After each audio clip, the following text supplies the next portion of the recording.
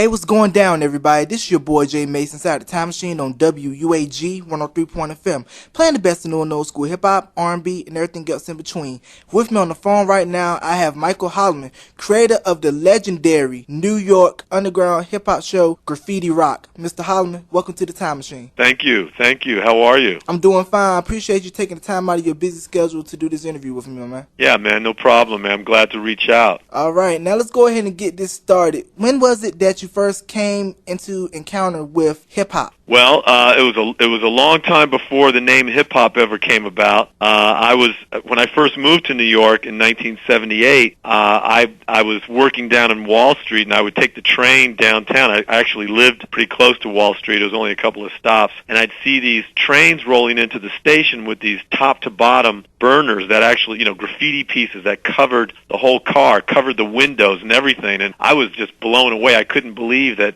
someone could get away with this. I couldn't believe that the city would allow it, but yet it was so colorful and beautiful, and standing there in shock looking at these giant graffiti burners, and everyone else was just kind of, ho-hum, this is the usual thing. And from then on, I knew that there was something exciting happening underground in New York City. That was a youth movement, a youth culture, and I had to get involved in it. I will say, though, that in the mid-'70s, when I was at the University of San Francisco, and would travel to the East Coast to visit my family, and we'd go to New York for like a weekend, I remember going to the park and seeing kids who were really part of a disco era, because disco is the father of hip hop, and watching kids doing freestyle dancing, going to the park on a Sunday afternoon with all the radio stations tuned to WBLS, about 8 different boom boxes tuned to the same station, kids in the middle of the afternoon dancing, doing the Latin hustle, doing drops and freestyle dancing. It was an amazing, New York has always been an amazing city for underground youth.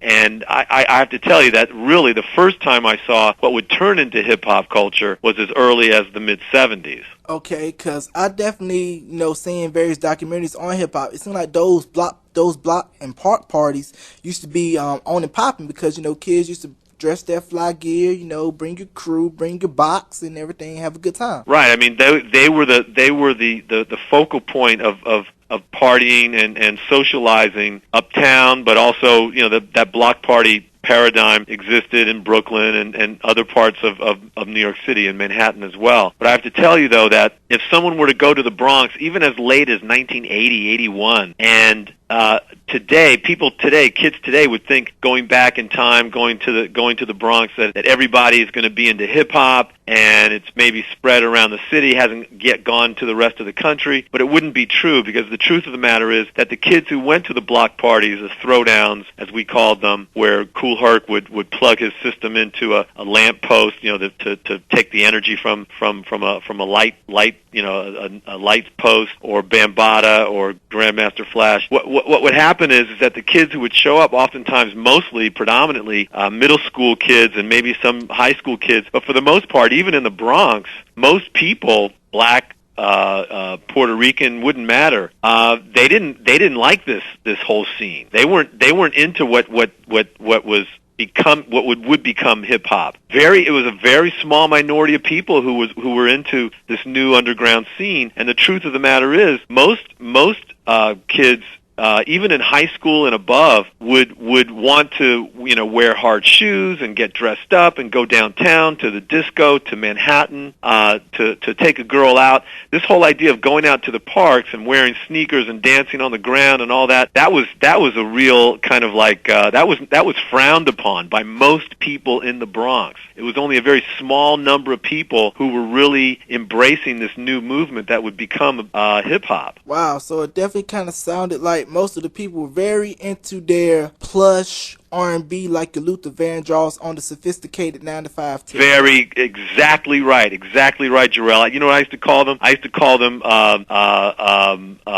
the Jerry Curl crowd. Like people would go see Keith Sweat or Luther Vandross or the Gap Band or whatever. That's what they were into. They were into what everyone else was into. They were into what the radio stations were playing. They were into the people who were selling, in the top 40 charts. I'm not denigrating Luther Vandross. I dig him as much as anybody else. But most people in the Bronx, most black people in the Bronx, it wouldn't matter who you were talking about, they were into what everyone else was into. into. They were into the stars of the day. The hip hop people, they were underground. They didn't have record deals. They were making mixtapes. They were performing live, and that was about it. And everybody looked down on them because they didn't have the star status. So that's something for everyone out there who's listening to think about for a second. You know, if you're like walking lockstep and a huge hip-hop fan because everyone else is a huge hip-hop fan, then you're no different than the people who hated hip-hop in the early 80s. Right. You're the same person. And I suggest people start looking for the new thing. Right. And I'm sure those Jerry Curl crowds had the Billy D. Williams Colt 45 trick down pat. That's right. And tell me about your role with, was it the New York City Breakers? Yeah, the New York City Breakers was a crew of dancers,